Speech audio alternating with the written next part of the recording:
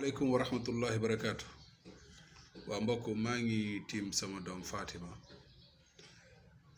xam naa bëggoon def ci ay yenn jàngale yi nga xamante ni Yonent bi sallallahu alayhi wa sallam daf ko jàngale ci pour ñu koy ñaanal suñu doom yi, ndax bu leen fàtte yow doomu aadama yow way jur léeg-léeg du ñàkk doo fàtte sa bopp, waaye day yomb boo moytuwul nga fàtte sa doom di def say musluwaay saa yoo xëyee ak saa yoo gontoo, waaye di fàtte sa doom loolu ëpp na def.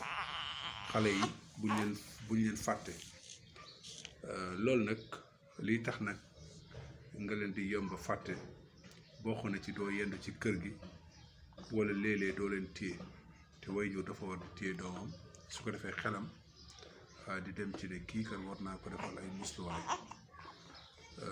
mi ngi noonu, comme léegi daanaka jigéen ñi moom dañoo xaw a sàggan, bari na ci daal, donte nag am na ñoo xamante ni dañoo farlu. léegi ñaan yaa ngi nii, Yonent bi sallallahu alayhi wa sallam daf ko doon defal ñaari sëtam yooyu noonu di Ousseynou ak Assane. wa'iduki bu fekkee jigéen nga ne wa'iduki, bu fekkee góor la nga ne ko wa'iduki bi kalimatillahi tammati wa min kulli shaytanin hamma wa min kulli aynin lamma. beneen ñaan bi mooy bismillahi alladi la yadurru ma ismihi shay'un fil ardi wala fis sama wa huwa samiul alim.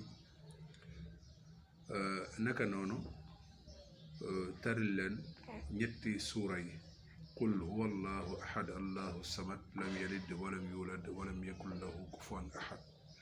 qul a'udhu bi rabbil falaq min sharri ma khalaq wa min sharri ghasiqin idha waqab wa min sharri naffathati fil 'uqad wa min sharri hasidin idha hasad. ak beneen bi qul a'udhu bi rabbin nas malikin nas ilahin nas min sharri waswasil khannas alladhi yuwaswisu fi sudurin nas min al jinnati wan nas. ak yeneen aaye yu la neex mën nga ko ci teg, ndax alquran yàlla moom moo wax ne wa nunazzilu min alqurani ma huwa shifaa'un wa rahmatun lil muminin wala yazidu zalimuna illa xasaara. zalimina wala zalimuna teewlootuma. yàlla mu ne dañoo wàcce ci alquran loo xamante ni saafara la, te borom xam-xam yi nee nañ saafara ñaar la. alquran day saafara yaram yi, di saafara jëf yi wala kii yu bon yi, jikko yu bon yi nekk ci doomu aadama. mi ngi noonu. léegi comme lu mel ni ayatul kursi yi nga xamante ni musluwaay la, bu la neexee nga jàng ko, wala amana rasul, wala laqad jaakum, wala yeneen suura. macha allah, barakallahu fiikum wa jazakumullahu xayran. yàlla sàmmal suñu njaboot.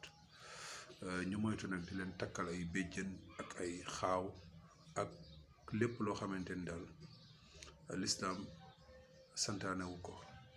lenn daal la ci borom xam-xam yi wuute ci takk, moom mooy que ne ñu ne xale comme mënta wax mën nga ko takkal alquran al karim, waaye li gën a wér daal moom mooy que ne yow nga koy waxal, ndax Yonent bi sallallahu alayhi wa sallam ba mu doon saafara woo ci alquran mbir yëpp dafa ñëw ci qul, waxal qul. kon lu ñuy wax la, nekkul loo xamante dañ koy takk, te yàlla moom moo ñu gën a dégg arab, wala Yonent bi sallallahu alayhi wa sallam moom moo ñu gën a dégg arab, te ñoom qul lañ doon wax. qul huwa allahu ahad, wala qul a'udhu bi rabbil falaq, wala qul a'udhu bi rabbin nas. mi ngi noonu. barakallahu fikum wa jazakumullah.